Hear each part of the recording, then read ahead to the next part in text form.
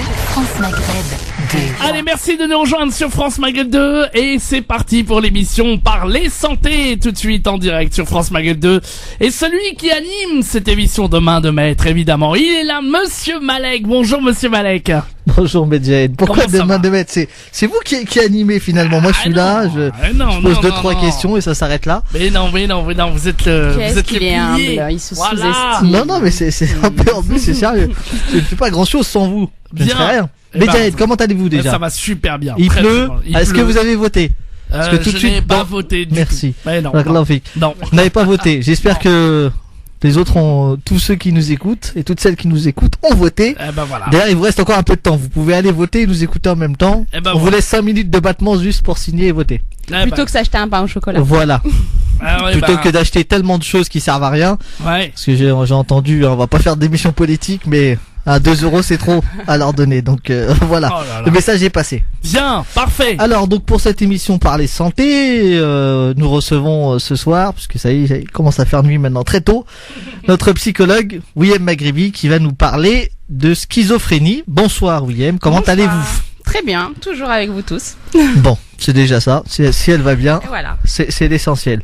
Alors, comme d'habitude, on commence notre émission avant de parler de schizophrénie. On va parler un petit peu de votre parcours. Oui. Donc, quel âge avez-vous? Alors, j'ai 36 ans. Ah là là. Je suis Et vous, vieille. vous avez étudié où? Alors, j'ai fait toutes mes études à Paris 10 Nanterre. Mmh. Et mon M2, ma dernière année, je l'ai fait à Paris 13 Villetaneuse. D'accord. Et vous J'ai un avez master de psychologie clinique interculturelle. interculturel. Ah ça c'est intéressant. Déjà on va s'arrêter sur ça. C'est quoi? Ça consiste en quoi? C'est quoi? C'est un DU que vous passez ou c'est Non, c'est vraiment un master 2 de psychologie clinique interculturelle. C'est un diplôme qu'on peut passer dans 2 universités. Donc à Paris 13 et un autre dans le sud, mais je pourrais pas vous dire le nom de l'université. Donc en fait l'interculturalité c'est une discipline scientifique qui étudie les relations entre la culture et la psychologie des personnes. Donc là c'est une spécificité qui postule qu'en fait le psychisme humain, il est inséparable des éléments culturels qui nous sont propres à chacun. C'est-à-dire qu'en fait, on dispose tous de façon universelle d'un même système de fonctionnement, d'une même structure psychique, faite de mécanismes et de constances, mais le contenu de ce système, lui, va être différent selon chacun et selon sa culture.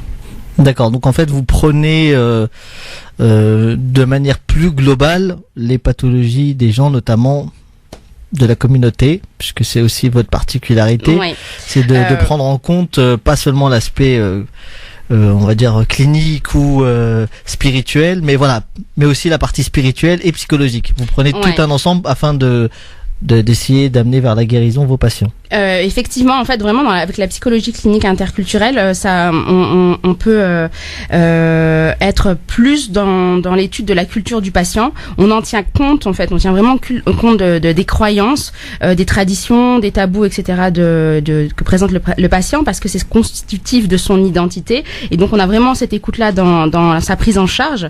Ça s'apparente un peu à l'ethnopsychiatrie. Je sais pas si vous connaissez. Qui était décrite déjà en 1956, c'est pas une nouvelle discipline, ça existe depuis très longtemps, qui était décrite par Georges Devreux. C'est vraiment en fait la compréhension du poids des facteurs culturels dans la symptomatologie et l'étiologie des troubles psychiques. Donc l'étiologie des troubles psychiques, c'est en fait l'étude des causes et des facteurs d'une maladie. Quand je vais avoir un patient qui va venir me voir en me parlant, par exemple, puisque c'est le sujet de possession, de haine, etc., je vais pas tout de suite le stigmatiser en disant bah c'est bon, il est délirant, il est psychotique, il est fou. Je vais avoir cette écoute qui est particulière en tant que psychologue clinicienne interculturelle, et donc je vais plutôt me dire ok, ça c'est ce qui fait partie de sa culture, donc j'ai une écoute par rapport à ça, mais c'est pas pour autant que je vais être un raki avec le patient. D'accord.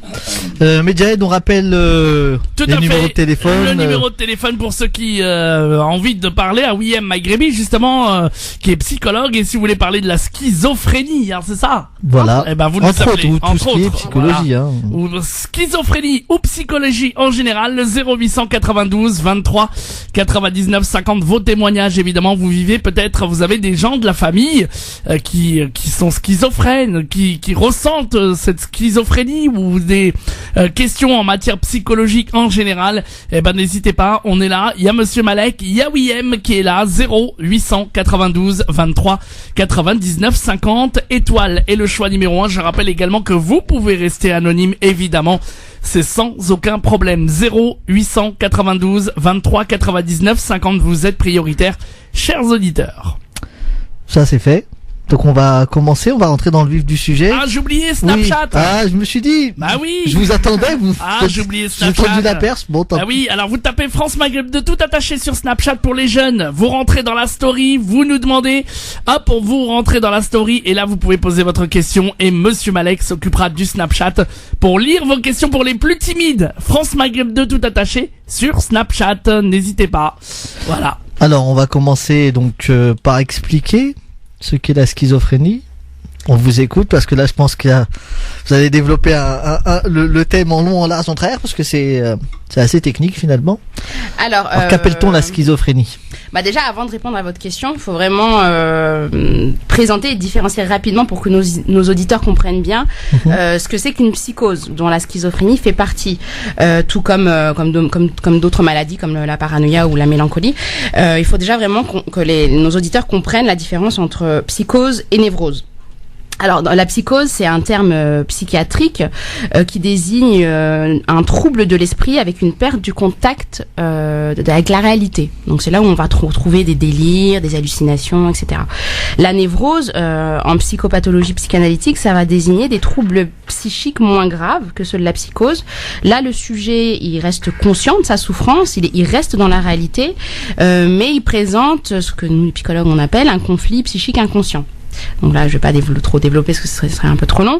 Mais en tout cas, ce conflit psychique va perturber sa vie de tous les jours. Donc, il va présenter de l'anxiété, des angoisses. C'est là où on retrouve, par exemple, c'est dans ça qu'on retrouve les TOC, les phobies, les dépressions, voilà. Tout trouble, tout mal-être psychique peut rentrer dans la case des névroses, mais pas forcément dans la case de la psychose. Vraiment, la psychose, c'est une perte de contact avec la réalité.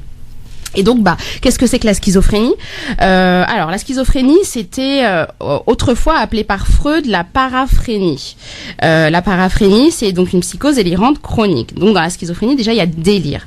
Dans ma présentation là ce soir, je veux vraiment essayer de parler volontairement et de mettre l'accent sur ce qu'on retrouve dans les symptômes entre guillemets de la possession que présentent les rakis. Très souvent, les rakis, quand vous allez les voir, ils vous diront si t'as tel ou tel symptôme, ça veut dire que tu es atteint d'un mal occulte. Donc moi, je vais faire exprès ce soir de surtout parler des symptômes qu'on retrouve, enfin en tout cas que eux ils citent, voilà, pour et qui prêtent à confusion. Je vais aussi essayer de plutôt employer des termes psychiatriques parce que c'est important, que vraiment je trouve que c'est important que les personnes qui nous écoutent puissent comprendre ce qui amène les psychiatres et nous les psychologues à penser à de la schizophrénie selon notre propre lecture, et pas à la possession. Alors, donc la schizophrénie, c'est un trouble qui est sévère, hein, vous l'avez compris, c'est ce qu'on retrouve dans les psychoses. Normalement, on doit pouvoir distinguer au moins 2 grands symptômes persistants depuis au minimum 1 mois. Et donc parmi ces symptômes, je vais vous en donner. D'abord, tu disais quelque chose, Medjahed, que j'ai trouvé intéressant. Tu disais, quand tu as invité nos auditeurs à écouter et à nous appeler, tu as dit à un moment, s'ils se sentent schizophrènes, c'est pas possible. Non, c'est pas possible. Non, c'est absolument pas possible parce que déjà la première particularité du schizophrène, c'est qu'il présente une anosognosie, à savoir, c'est un mécanisme total, c'est une méconnaissance totale de sa maladie. C'est-à-dire que c'est impossible pour un schizophrène de te dire je suis schizophrène. Impossible, c'est pas possible.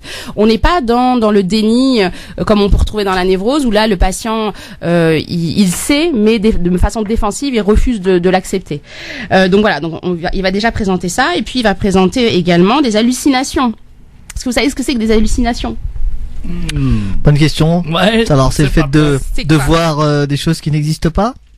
Alors ça peut affecter tous les sens. Donc ça peut être la vision, ça peut être l'audition, ça peut même être au niveau du goût. La personne va avoir l'impression de manger, je sais pas, des choses, d'avoir mangé quelque chose, d'avoir dû faire dans la bouche ou enfin voilà. Et puis c'est ça, c'est une perception sensorielle qui est fausse, c'est-à-dire qu'il n'y a pas de vrai stimulus externe. J'ai l'impression de voir ou d'entendre des choses. Je donne un exemple. Un de mes patients, j'ai fait j'y viendrai peut-être, mais j'ai fait un stage dans un hôpital psychiatrique en Tunisie. C'est vraiment très particulier. J'espère que j'aurai l'occasion d'en parler par la suite. J'ai un de patients qui me disait à ce moment-là qu'en regardant la télé, il était convaincu, il était persuadé en fait que la présentatrice lui parlait à lui. Donc là, effectivement, c'est de la... Il était, il hallucinait parce que je lui ai dit mais il est en train il parlait il donnait une information et il vous regardait. Non, il me parlait à moi directement. Il me posait des questions. Voilà. Donc, il y avait une interactivité, on discutait. Exactement, c'est vraiment percevoir des choses qui n'existent pas. Ensuite, ce qu'on peut retrouver également dans la schizophrénie, ça va être des délires. Donc un délire, c'est plutôt des fausses croyances qui sont maintenues sans preuve. Par exemple, je suis convaincue que les extraterrestres existent. Par exemple, je les ai vus. Alors moi j'irai un petit peu plus loin. Ils ont communiqué avec moi. C'est quand même plus élaboré. Je suis convaincue d'avoir été enlevée par les extraterrestres. Ils ont fait plein d'expérimentations sur moi. Et puis depuis, je ne vis plus normalement et j'ai peur. Donc le scénario est plus gros. Ouais. C'est ça. Vectoriel. C'est-à-dire que en fait dans la schizophrénie le délire il est pas, la personne elle peut pas accepter l'échange, c'est-à-dire que on peut pas la contredire, elle est dans son idée, elle n'en change pas. Voilà. Ensuite le schizophrène il va également avoir un vécu morcelé. D'ailleurs, c'est de là que vient le terme de schizophrénie. Ça vient du grec schizein, alors je prononce pas forcément très bien, qui signifie fractionnement de l'esprit. Alors moi j'aime bien donner l'exemple de l'assiette. Faut essayer vraiment de voir le schizophrène comme en fait il faut essayer de voir le moi du schizophrène comme étant une assiette qui va être posée sur une table. Sauf que cette assiette, elle est cassée en morceaux. Les morceaux, c'est ce qui constitue son moi, M-O-I, et les espaces entre les morceaux, donc les espaces sur la table, ça représente la réalité. Chez le schizophrène, le moi et la réalité se confondent et se mélangent, ce qui provoque chez lui ce qu'on appelle la déréalisation ou la dépersonnalisation. C'est le fait de percevoir la réalité et soi-même comme étrange. Donc c'est vraiment des patients qui sont jamais avec la réalité du moment. Ils vivent un peu le jour en état d'éveil. Ils vivent le jour et en état d'éveil, les cauchemars de la nuit. C'est-à-dire c'est comme si vous imaginiez que vous êtes en train de dormir. Vous voyez quand vous rêvez? Et le schizophrène, il est tout le temps comme ça. Et il y a des rares rémissions, on va dire des rares moments où il revient dans la réalité. Ouais, c'est assez dur, hein. Il y a pas que ça, il y a d'autres choses. Oui. On va en parler dans un instant, justement, juste après la pause. Vous pouvez aussi, chers auditeurs, nous interpeller, parler à William Maghrébi si vous avez envie de parler de schizophrénie, si vous voulez témoigner par rapport à des gens qui vivent cette situation, que vous connaissez, évidemment, et comment les aider, comment réagir, comment faire. Vous avez des questions en matière psychologie en général, vous voulez parler à William. Un numéro de téléphone évidemment 0892 23 99 50 0892 23 99 50 étoile et le choix numéro 1. Et d'ailleurs je vous poserai la question si vous voulez bien William, mais est-ce que c'est un truc qui peut arriver à tout le monde ou pas? Ça c'est très important de savoir. Est-ce que ça peut m'arriver par exemple un jour tomber en schizophrénie? Non. Et c'est pas contagieux. C'est pas contagieux non plus, bien. En tout cas, voilà, vous allez pouvoir poser vos questions aussi sur Snapchat. Vous tapez France Maghreb 2 tout attaché sur le Snap. Vous rentrez dans la story et voilà, Monsieur Malek va lire tous les snaps qui arrivent. Évidemment, snappez-nous, allez-y, posez vos questions. Et notre psychologue est là pour répondre à toutes vos questions. Je rappelle, même en anonyme, vous pouvez témoigner que vous soyez à Paris ou en région parisienne aussi, à Clermont, Dijon, Reims, Amiens, Le Havre, Orléans, du côté de Metz, du côté de Marseille. On vous accueille évidemment, le sujet n'est pas facile parce qu'il faut appeler, voilà. Mais je suis sûr qu'on va avoir plein de témoignages dans un instant. Prenez le temps de nous appeler. N'hésitez pas. Mais n'hésitez surtout pas. Et puis tout ce qui est vraiment, tout ce qui est du domaine de la psychologie, hein. Ouais, tous les domaines, vous avez un problème, vous avez envie d'en parler, avec William, il n'y a pas de souci. 0892 23 99 50. À tout de suite. France Maghreb 2, France Maghreb 2. Allez, tout de suite, la suite de l'émission Parler Santé, évidemment, avec Monsieur Malek et avec William Maghribi, psychologue, évidemment, qui répond à toutes vos questions, si vous le souhaitez. 0892 23 99 50 si vous voulez l'interpeller, lui poser vos questions. On parle de schizophrénie aujourd'hui. Si vous avez des témoignages à apporter, justement, vous voulez des conseils ou alors des conseils en matière psychologie en général, n'hésitez pas donc à nous appeler. Vous allez aussi sur Snapchat, hein, vous tapez France Maghreb 2 tout attaché sur le Snap et vous rentrez dans la story. N'hésitez surtout pas, on est là pour vous écouter, on est là pour vous accueillir et vous serez prioritaires, chers auditeurs. 0892 23 99 50 étoiles et le choix numéro 1, vous arrivez au standard et on vous intercepte directement. 0892 23 99 50. Alors, Monsieur Malek. Bon, on continue la suite de l'émission. Alors, nous avons reçu une question. Une question sur par message. Donc on nous demande d'avoir une petite précision sur ce qu'est en fait déjà la dissociation. Est-ce que c'est une des composantes de la schizophrénie? Alors, parce que ça fait partie la dissociation, c'est le détachement qui peut exister entre nos émotions, nos affects et notre pensée. C'est pas spécifique à la schizophrénie. Par contre, ce qu'on retrouve dans la schizophrénie, c'est ce qu'on appelle le syndrome dissociatif. Et là, effectivement, c'est un ensemble. Donc, c'est un syndrome. Donc, c'est un ensemble de symptômes qui vont exprimer une forme de désorganisation au niveau psychique. On retrouve dans les symptômes un trouble, un grand trouble au niveau de la pensée, donc une désorganisation de la pensée avec une altération du fonctionnement cognitif, c'est-à-dire que la personne va avoir des troubles de la mémoire, du raisonnement logique, elle va par exemple être incapable de planifier une tâche ou d'anticiper les conséquences de ses actes. On verra également dans le cas du syndrome dissociatif, un trouble au niveau de l'affectivité. Donc on voit une altération de l'humeur avec des changements brusques. D'ailleurs, c'est chez les schizophrènes qu'on retrouve le plus grand taux de suicide. On sait que 10% des schizophrènes finissent par se suicider. On constate également chez les schizophrènes une perte de plaisir, des symptômes dépressifs. Donc, une palette très très large au niveau de l'altération de l'humeur. Et puis on retrouve également un trouble dans le syndrome dissociatif, des troubles au niveau du comportement. Donc on verra par exemple un isolement. La personne elle va s'installer progressivement dans la solitude. Elle aura des difficultés de socialisation. Elle détestera à la fois la même personne. D'ailleurs, lorsque c'est le symptôme majeur, on va parler de schizophrénie simple. Cet isolement, il va s'expliquer aussi par le fait que le patient ne peut pas mener une conversation normale parce qu'il n'arrive pas à associer ses idées entre elles. Ses phrases vont être sans suite, elles vont être incompréhensibles.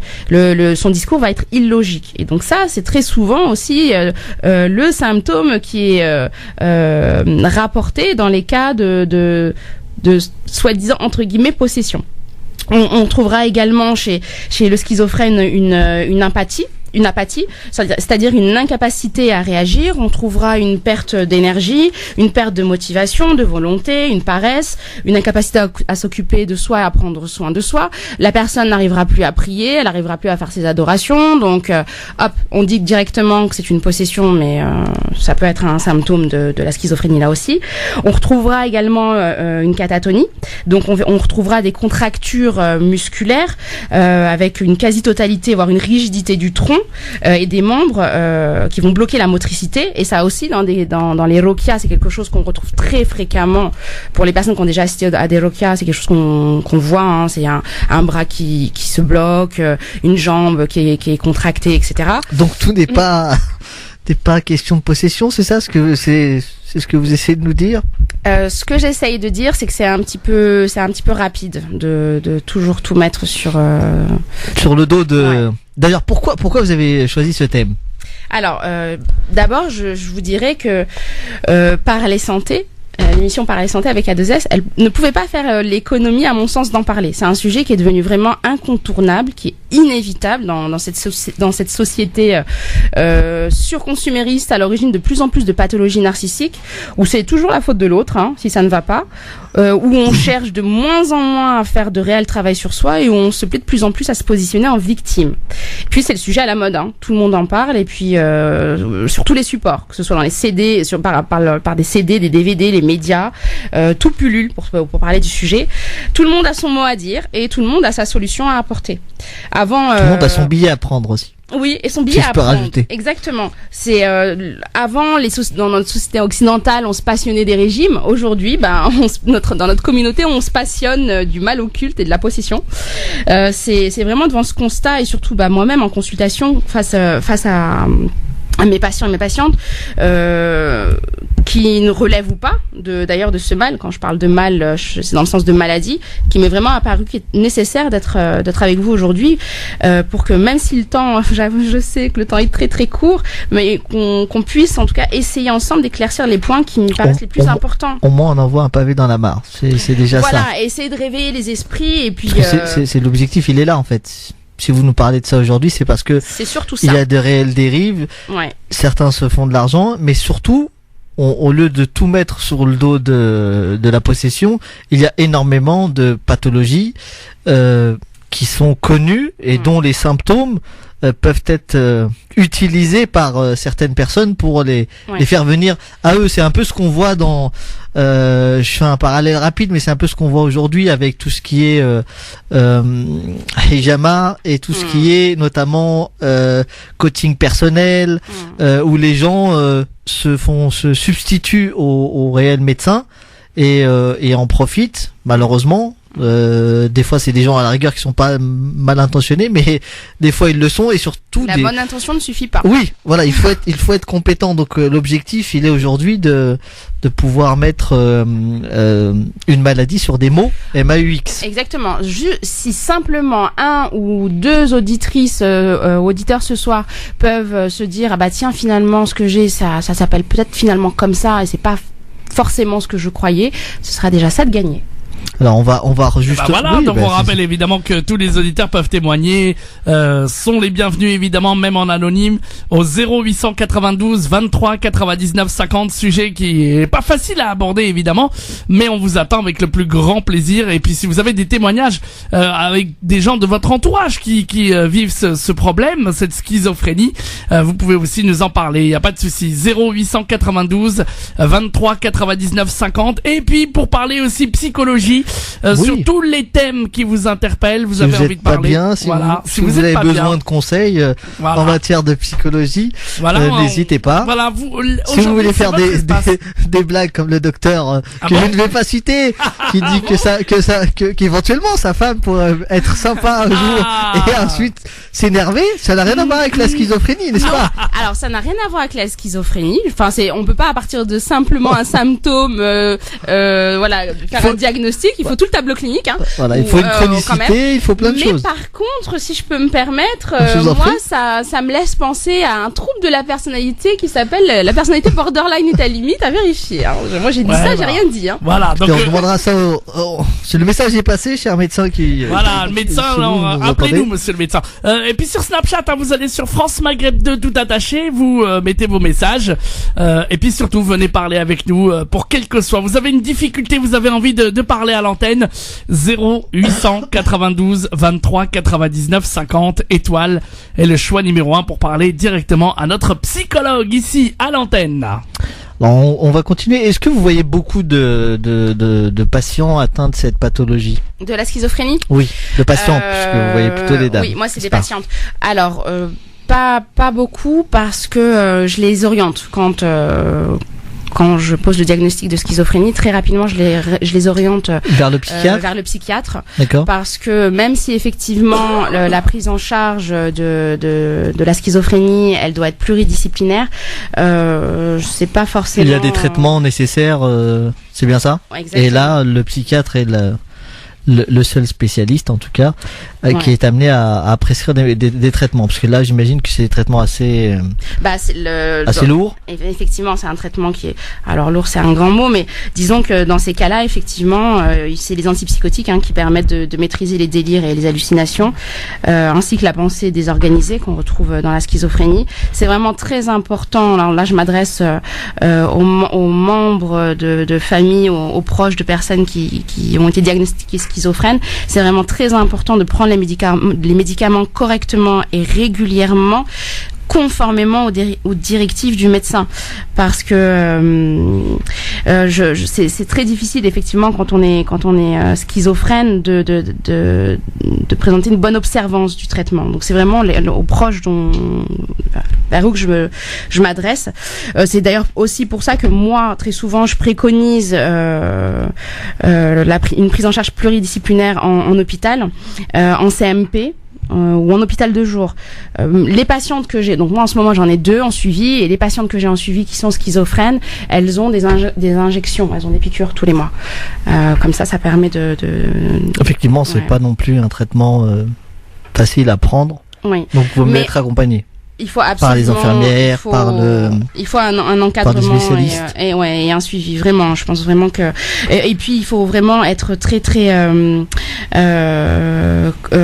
suivi par son médecin, parce que il peut à certains moments avoir besoin de modifier la dose initiale pour trouver le bon équilibre entre les effets bénéfiques et les effets indésirables du médicament, comme c'est le cas pour tout traitement d'ailleurs. Le médecin va pouvoir discuter avec le patient, mais aussi la famille, des risques et des avantages des médicaments qui sont à sa disposition pour traiter de la schizophrénie. Et il faut vraiment que ça soit un travail de collaboration, parce que c'est ensemble qu'ils vont décider ce qui convient le mieux pour le patient ou pas, voilà, ce qui lui convient le mieux. Et puis en tout cas, dans tous les cas, il faut vraiment que dès la survenue et l'évolution des effets secondaires, il faut vraiment que le médecin puisse être là pour accompagner le malade et sa famille. Et puis moi je crois, en tout cas, c'est aussi ma formation de psychologue. Je pense vraiment aussi que il faut un traitement médicamenteux, mais que le traitement médicamenteux à lui tout seul n'est pas suffisant. Je pense qu'il faut également pour le schizophrène qu'il soit accompagné, qu'il soit entre guillemets, je mets vraiment des gros guillemets, coaché, c'est-à-dire qu'il apprenne à s'adapter au stress, parce que un des grands risques aggravants des symptômes dans la schizophrénie et même provoquant la rechute, ça va être le stress.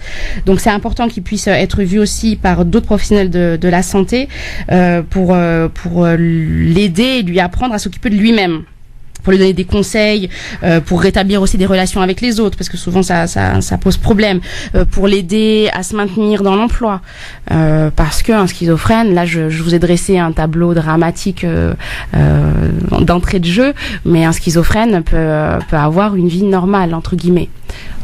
S'il est suivi, s'il est pris en charge, s'il n'est pas en train de faire une bouffée délirante aiguë, c'est-à-dire parce qu'il n'est pas en pleine décompensation, il peut passer tout à fait entre guillemets inaperçu. Donc c'est important aussi qu'il puisse être suivi, qu'il puisse avoir une psychothérapie pour apprendre à vivre de façon la plus autonome possible. Moi je trouve vraiment que c'est extrêmement important. Et c'est là où en fait je vais mettre mon petit bémol par rapport au fait de toujours mettre ça sur le dos de la possession. Je vais quand même mettre un petit bémol. Il y a quand même quelque chose de positif dans ça. Je vais vous expliquer. Pour moi, un schizophrène ira bien d'abord s'il a bien un traitement médical. Donc ça c'est pour moi une condition sine qua non, ce qui est indispensable. Et puis si il bénéficie d'un bon réseau d'entraide, c'est-à-dire d'amis, de parents, etc., de proches qui pourront l'aider à bien vivre sa schizophrénie et qui pourront l'aider à avoir une vie active et productive. C'est vraiment extrêmement important que les membres de la famille soient informés sur la maladie et qu'ils puissent l'accompagner. Alors pourquoi ça peut être positif que la famille, quand elle accepte qu'il y ait un suivi médical. Pourquoi c'est bien qu'elle puisse aussi mettre ça entre guillemets sur le dos de la possession? Parce que quand la famille pense que leur enfant est atteint d'un mal occulte, qu'il est possédé par un djinn, eh ben elle va mieux accepter son enfant dans la famille, parce qu'elle va le victimiser. C'est-à-dire que c'est pas sa faute, c'est pas il y est pour rien, mesquine, le pauvre, c'est une victime, on a attaqué son enfant, et donc en fait on se rend compte que le malade, quand il est, moi je sais que quand j'avais fait mon stage justement à Manouba, comme je vous l'avais dit, dans un hôpital psychiatrique en Tunisie, où la prise en charge médicamenteuse n'est pas comme en France, c'est pas aussi avancé, même si là, je vais pas dénigrer. Dans 99% des cas, un schizophrène ou un paranoïaque ou peu importe un psychotique, c'est forcément quelqu'un de possédé. Et en fait, on se rendait compte que finalement, le schizophrène, quand il était pris, qu'il était maintenu dans la famille et qu'il était entouré, aidé, etc., accompagné, parfois même marié, hein, des fois on marie même son enfant schizophrène, on lui trouve même une femme, hein, quand on pouvait lui offrir ça, il arrivait. Ou l'inverse, hein. Une femme qui est schizophrène. Oui, oui. Non, mais parce que son enfant, ça peut être femme. On est bien d'accord. Hein. Non, mais parce que dans votre exemple, vous avez cité que les hommes, donc éventuellement. Son enfant. C'est l'expérience.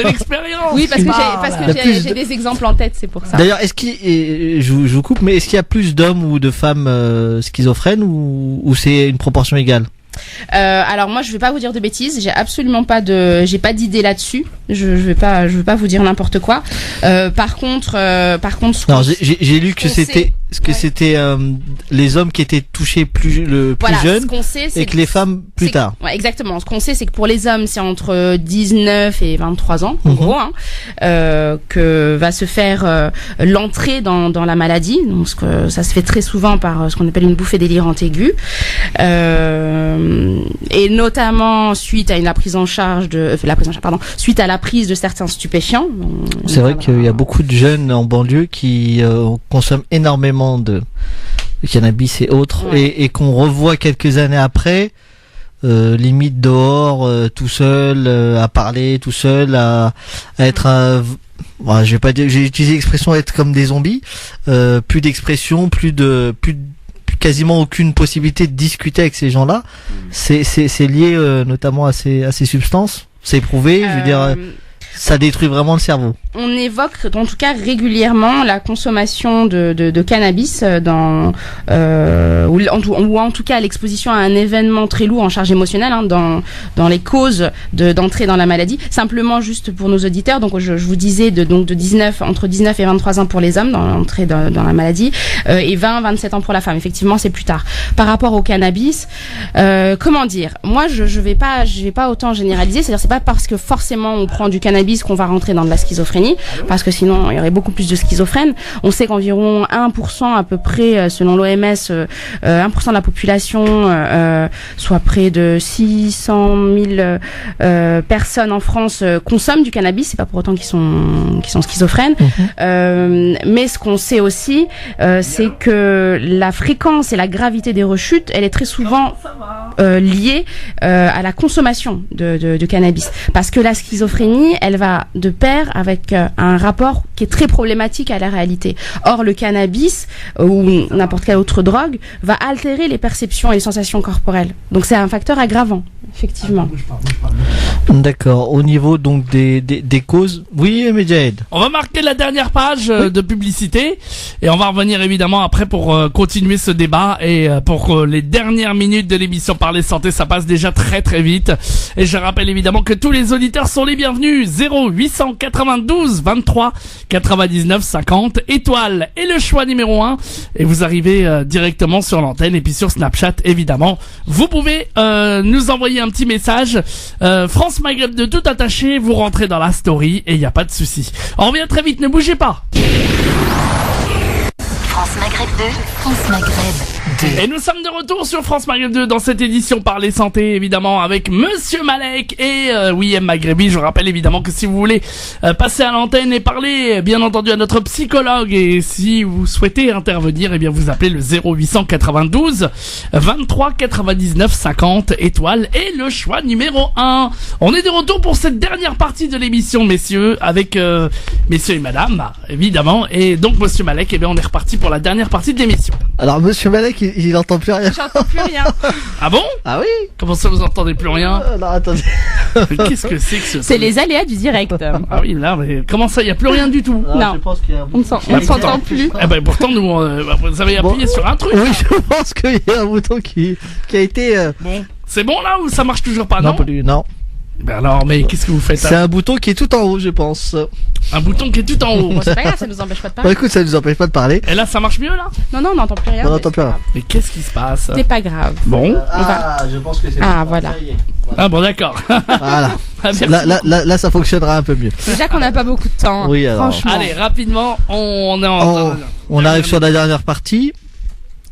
Et là, je pense qu'il est important en fait de discuter un petit peu de ces mots, de ces fameux symptômes que peuvent rencontrer les gens et qui sont malheureusement tout le temps, ou en tout cas beaucoup trop souvent, corrélés en fait à une possession. Donc, pouvez-vous nous parler de ces pathologies-là en fonction, bien entendu, des symptômes? Alors avant de parler d'une pathologie en particulier, je voudrais parler d'un trouble. Beaucoup de personnes se pensent possédées, ou en tout cas ont l'impression que leur vie est bloquée parce qu'il y aurait un cercle, ou il y aurait quelque chose qui les empêche d'avancer et d'être heureux.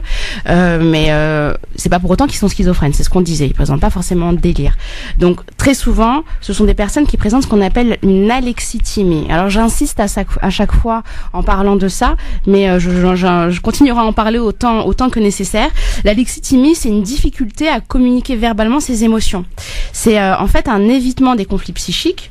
C'est une production fantasmatique et onirique pauvre. C'est des personnes qui n'arrivent pas à rêver, à imaginer, voilà, qui ont vraiment une vie imaginative qui est limitée. La personne, quand elle présente une alexithymie, elle n'est pas en connexion avec ses affects. Très souvent, la personne qui n'arrive pas à savoir ce qu'elle ressent et à exprimer son ressenti, très souvent, elle est issue de familles où justement le contexte familial il était propice à ça. Très souvent, ce sont des enfants, d'anciens enfants, de parents qui, dans notre communauté, on rencontre ça très souvent, qui ne parlent pas, qui ne verbalisent pas particulièrement avec leur enfant de leur ressenti. Alors ils vont être souvent sur des choses factuelles. Qu'est-ce que tu as fait aujourd'hui à l'école? Qu'est-ce que tu as fait? Est-ce que tu as bien mangé, etc. Sans forcément s'épancher sur leur vie intérieure. Sauf que le vécu de cette personne, son enfance, elle est parfois jonchée de traumatismes ou d'excès de stimulation sexuelle, d'agression ou autre, ou juste des visions de films ou de choses qu'elle aura vues à la télé. Et tout ça, c'est des choses qui vont être refoulées en elle. Ce qui fait que la personne aura en elle beaucoup de douleurs, elle aura beaucoup de souffrances qui sont refoulées sans qu'elle parvienne ni à identifier la cause de sa souffrance, ni à la verbaliser, sa souffrance, parce que justement elle n'a pas appris à verbaliser autour de ses émotions. Mais si elle n'y arrive pas, elle sent bien qu'il y a quelque chose qui ne va pas en elle, elle sent qu'elle est pas bien, elle sent qu'elle va mal. Sauf que l'esprit, on sait que l'esprit humain, il est constamment à la recherche de ce qu'on appelle l'homéostasie. Il va constamment rechercher des solutions pour éviter la souffrance et pour éviter les conflits psychiques. Alors la personne, elle va se déconnecter de son monde interne, qui lui paraît étrange et inquiétant, et elle va projeter à l'extérieur son mal-être, et elle va faire d'un djinn, du sorcier ou de la personne qui l'ensorcelle, la cause de sa souffrance. Alors d'accord, c'est des mécanismes qui sont inconscients, mais c'est important de pouvoir se poser cette question-là. Est-ce que je sais qui je suis? Est-ce que je sais verbaliser ma vie intérieure? Est-ce que je suis capable de dire là je suis pas bien, je ressens ça, c'est telle émotion que je vis, etc., ou non? Parce que si je ne sais pas, c'est normal qu'en moi je vais me sentir bizarre, c'est normal que je vais avoir l'impression qu'il y a quelque chose qui me bloque, je vais avoir l'impression qu'il y a quelque chose de pas normal en moi, pour dire les choses très simplement. Et puis effectivement, il y a d'autres situations où on va rencontrer où on va pouvoir constater que la personne, elle va se victimiser, elle va décharger sa responsabilité dans le fait de mettre dans le djinn ou dans la possession la cause de son mal-être, la cause de son mal-être. Par exemple, je sais pas si vous connaissez ce qu'on appelle l'hystérie de conversion. Alors c'était ce qu'on appelait aussi l'hystérie à la Charcot. C'est un trouble mental où c'est surtout le soma, le corps qui va venir dire que la personne est en souffrance. Donc on va retrouver, et très souvent, moi c'est ce que je vois quand j'accompagne mes patientes dans les rokia, parce que je le fais également pour les aider et surtout pour qu'elles tombent pas dans les pièges de certains charlatans. Ce que je retrouve souvent, c'est des crises d'hystérie. Alors c'est quoi la crise d'hystérie? Eh ben ça va être la paralysie d'un membre, ça va être par exemple l'impossibilité de se tenir debout ou l'impossibilité de parler, ce qu'on appelle l'aphonie. Elle va parfois présenter une insensibilité partielle ou totale, c'est-à-dire qu'on va la toucher, la frapper, elle va être complètement indifférente, elle va rien ressentir, ou alors elle va avoir des sensations bizarres de fourmillement, de brûlure dans le corps, et là le raki il va forcément tout de suite identifier la présence du djinn à cet endroit-là. Voilà, ça me brûle ici, ah bah c'est que le djinn est là. Elle va avoir des céphalées, elle va présenter potentiellement des contractures, des crampes, elle pourra avoir également un trouble sensoriel, souvent c'est visuel d'ailleurs, elle va avoir double, elle va avoir flou. Elle pourra avoir également des troubles viscéraux tels que des spasmes bronchiques, digestifs ou urinaires. Et là, le raki va dire c'est un seher mangé automatiquement, voilà. Ou alors elle pourra présenter des grandes crises avec des convulsions d'allure, ce qu'on retrouve dans l'épilepsie. D'ailleurs, il y a beaucoup de symptômes dans l'épilepsie secondaire, qu'on appelle l'épilepsie secondaire, et là j'invite nos auditeurs à aller regarder ce que c'est. Il y a beaucoup de symptômes qui se retrouvent dans le tableau clinique entre guillemets décrit par les rakis pour justifier d'une hypothétique possession. Oui, pardon. Eh ben oui, ben voilà. On y arrive. On est bientôt à la fin, donc on va conclure simplement, l'émission. Je voudrais juste dire une chose. Rapidement. Également, dans ça, c'est extrêmement important. Dans les crises d'hystérie de conversion, parfois la personne change de voix. Elle prend des voix d'homme, elle est dans le théâtralisme. Et là, à partir du moment où la personne prend une voix différente, c'est sûr, c'est un djinn qui parle. Ils sont plusieurs et il faut leur demander à qui le toit. Voilà, c'est ça. Exactement. Mais il y a également dans l'épilepsie, on a des symptômes qui s'apparentent, et également dans les troubles de la personnalité borderline. Bien. Voilà. On aura l'occasion de le réévoquer. Oui, ouais. on aura l'occasion. Donc, pour faire simple, tout n'est pas lié à la possession. Il y a beaucoup de symptômes qui sont liés à des pathologies connues. On a vu l'hystérie, l'épilepsie, la schizophrénie. Donc, faites attention. D'abord, consulter toujours un médecin et éventuellement aller voir un psychologue. On peut pas faire l'économie, de voir au moins un psychologue, parce que de toute façon, le monde de la rokia, il est étroitement lié à celui de la psychologie. Donc celui qui ne maîtrise absolument pas un minimum de psychologie, pour moi, à mon sens, il devrait même pas se prétendre raki. Je suis désolée. On touche au psychisme des gens. Bien, la semaine prochaine, tout à fait. Je suis. La semaine prochaine, nous recevons une orthophoniste qui est déjà venue, Mademoiselle Boalouche, qui revient et qui va nous parler de bégaiement. Donc c'est assez intéressant. Très bien. Beaucoup les hommes. N'hésitez pas, comme d'habitude, à cliquer j'aime sur notre page Facebook à le chiffre 2 S Avenir Santé Solidarité. Aujourd'hui, vous pouvez d'ailleurs voir les dernières photos, puisqu'on a participé à un forum d'orientation ce matin à Sarcelles. D'ailleurs, je salue tous mes camarades de l'association qui ont pu se rendre disponibles et discuter avec les jeunes d'orientation professionnelle et scolaire. Donc n'hésitez pas, le podcast de cette émission, vous allez retrouver, comme tous les autres podcasts qui sont là depuis début septembre. Et notre adresse internet n'a pas changé, Avenir Santé Solidarité @gmail.com. Je répète, avenir santé solidarité @gmail.com. À la semaine prochaine. À la semaine prochaine. Medjed. Merci à toi. Madame Maghribi. Merci Madame Maghribi. Salut. Dans un instant, le rendez-vous de la voyance avec Axel de Paris qui arrive pour toutes vos questions. France Maghreb 2, France Maghreb.